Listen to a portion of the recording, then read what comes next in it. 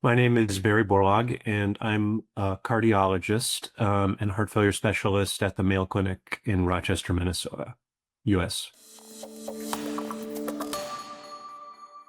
After many years of having nothing, now we're blessed with several options for these patients. We know that about two-thirds of patients with HFpEF have obesity, this obesity-related phenotype. And we know that SGLT2 inhibitors work very well in this cohort of patients. In fact, there's evidence that there's even greater efficacy in people with HFpEF and obesity from these drugs versus people without obesity. Diuretics, of course, mineralocorticoid antagonists, and there's also evidence of greater efficacy in people with more severe obesity for that class of medicine.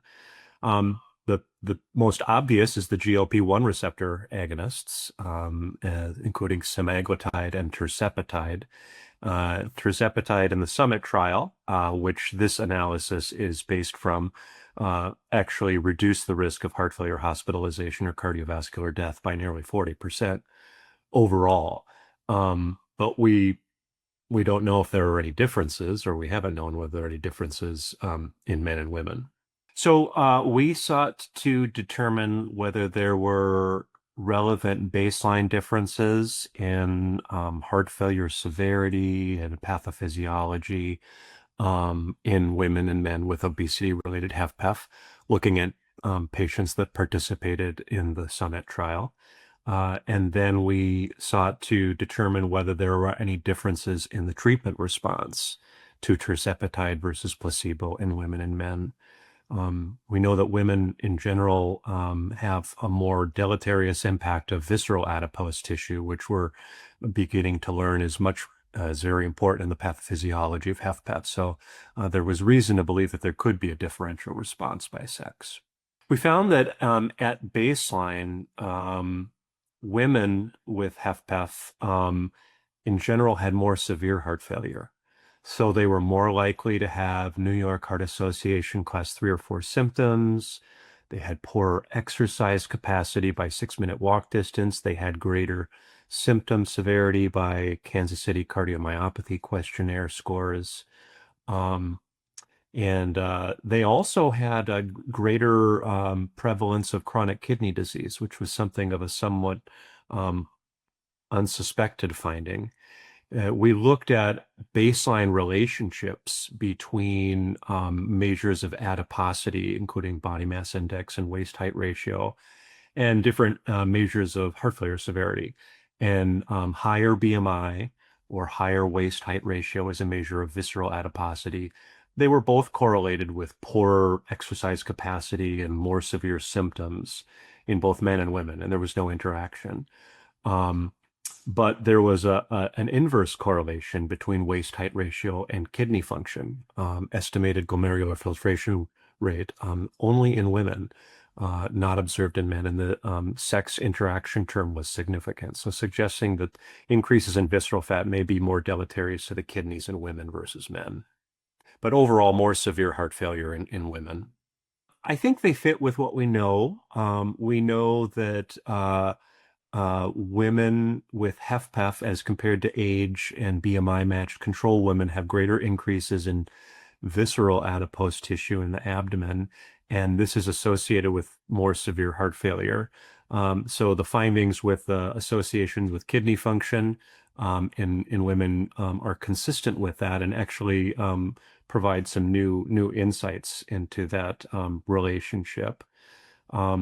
I didn't mention earlier, we also looked at the subset of patients who underwent cardiac MRI as part of the MRI sub-study of the SUMMIT trial.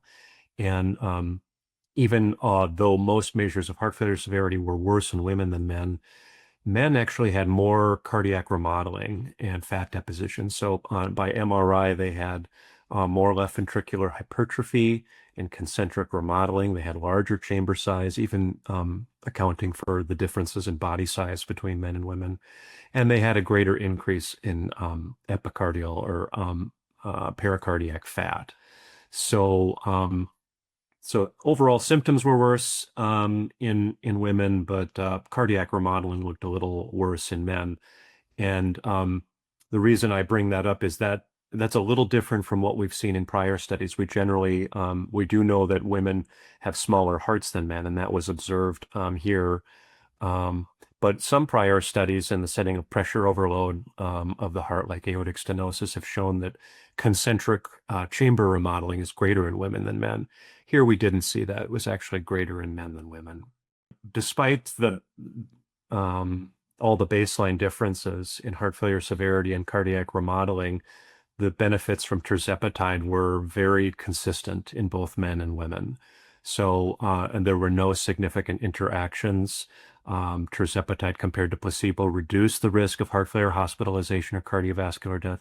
Similarly, in both women and men, there were similar benefits in quality of life scores. There were similar benefits in exercise capacity, decreases in inflammation, decreases in blood pressure.